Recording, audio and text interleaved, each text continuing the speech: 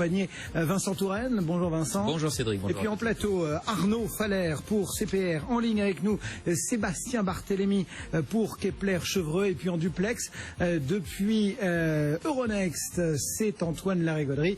Et depuis New York et les bureaux de Mescart Financial Service, Grégory Volokin. On va essayer tous ensemble de vivre au rythme des marchés et de diagnostiquer un petit peu, de comprendre les réactions des différentes classes d'actifs, des différents segments de cette économie. D'abord, un petit détour par New York, inévitablement. Grégory Volokin.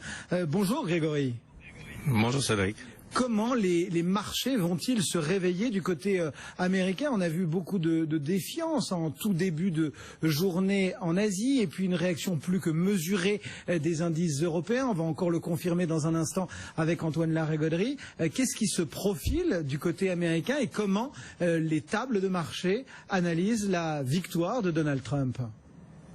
Mais vous savez, en fait, autant on disait que Wall Street était autant se réveille avec un Wall Street qui commence à chanter les louanges des plans fiscaux des républicains, parce que c'est pratiquement le seul plan économique qu'on a sous les yeux, qui prévoit des baisses d'impôts pour pratiquement l'ensemble des Américains, mais surtout des baisses d'impôts importantes pour les compagnies, passer de 35% à 15% de taux d'imposition, un programme républicain qui prévoit le rapatriement de ces fonds énormes qui sont en Europe. Donc je dirais, comment est-ce que le marché réagit? Il réagit d'une façon sélective. Vous allez voir des secteurs d'ici une demi-heure quand le marché ouvre en forte hausse. Vous allez aller voir le secteur des valeurs pharmaceutiques, je vois des titres en hausse entre 5 et 10%.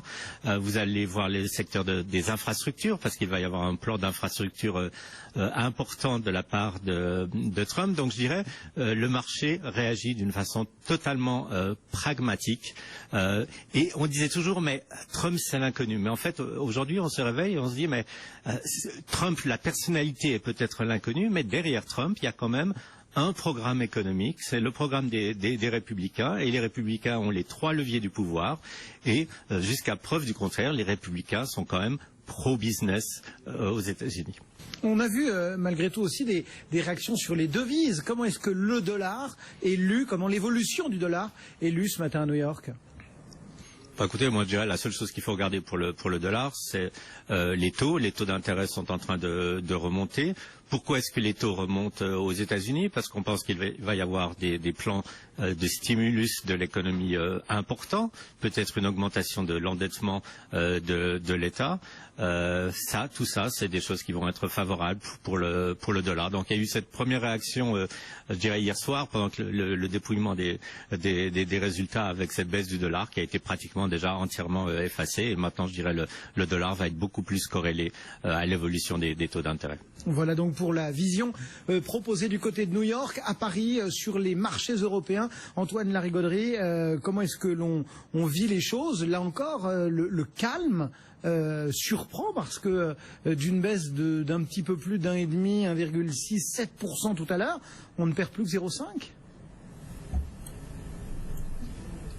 C'est une séance assez extraordinaire en effet Cédric, parce que on partait en plus d'appels de marché qui nous donnaient un CAC 40 en baisse de 5% très très tôt ce matin, et puis finalement on est ouvert sur une baisse tout à fait modérée. Alors c'était un petit peu plus de 3%, et puis au fur et à mesure on a réduit les pertes, et là effectivement on ne perd plus que 0,54%, on monte à 4452 points, un marché qui a su parfaitement digérer cet événement, alors totalement inattendu pour le coup, aussi bien d'un point de vue tendance que d'un point de vue technique, parce qu'on a pu voir à l'ouverture des marchés européens, et notamment ici chez Euronext, un grand calme du côté de la salle de surveillance. L'ouverture s'est très très bien passée, il n'y a pas eu d'incident outre mesure.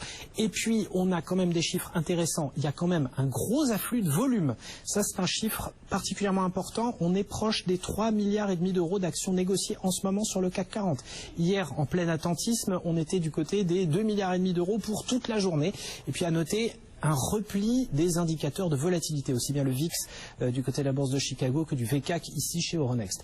Et puis on est en train de se faire une sorte de panier de valeurs Trump là en ce moment sur les marchés. C'est assez intéressant. Le secteur le plus en pointe du côté d'Euronext Paris, c'est la métallurgie qui est en plein dans les problématiques de protectionnisme qui ont été évoquées par Donald Trump. On a ArcelorMittal qui prend 6,3%, Aperam plus 4,4%, on a Vallourec qui gagne 3,5%, on a également également la santé avec Sanofi qui gagne 3,6% ou Biomérieux qui gagne 0,88%.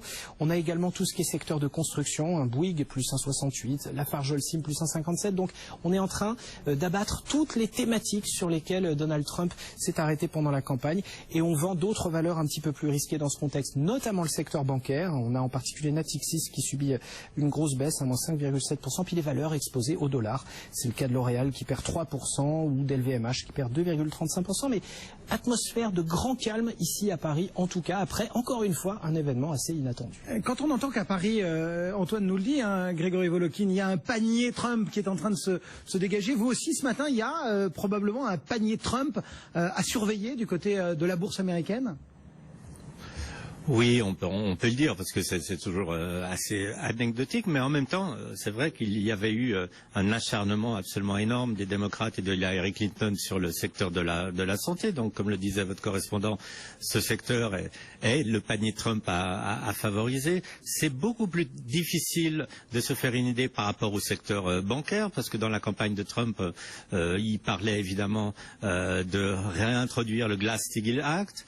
En même temps, on sait très bien que les républicains sont quand même très proches du secteur bancaire, donc personne n'ose vraiment trop jouer ce secteur aujourd'hui, et puis plus en rapport avec le taux d'intérêt. Et puis il y a tout ce qui est infrastructure. Alors vous avez ArcelorMittal, nous on a US Steel par exemple qui prend 6%, et c'est clair que Trump a dit il faut reconstruire les autoroutes, les aéroports, les ponts, tout ça, ça va demander du béton, de l'acier, et c'est clair que c'est des compagnies qui vont en profiter. Mais n'oubliez pas, surtout, c'est que Trump, il sera président que la 3e semaine du mois de janvier, que donc les trades qui se font aujourd'hui, il faudra vraiment qu'ils aillent, je dirais, la mémoire assez longue. Voilà, il faudra que ça dure, et je n'encouragerai en tout cas pas les gens aujourd'hui à sauter sur des thématiques Trump. Ouais. Je pense que c'est un peu léger. Bon, Antoine Larigauderie chez Euronext, Grégory Volokhin depuis Mescart. Voilà, on vous permet de vivre au rythme de ces marchés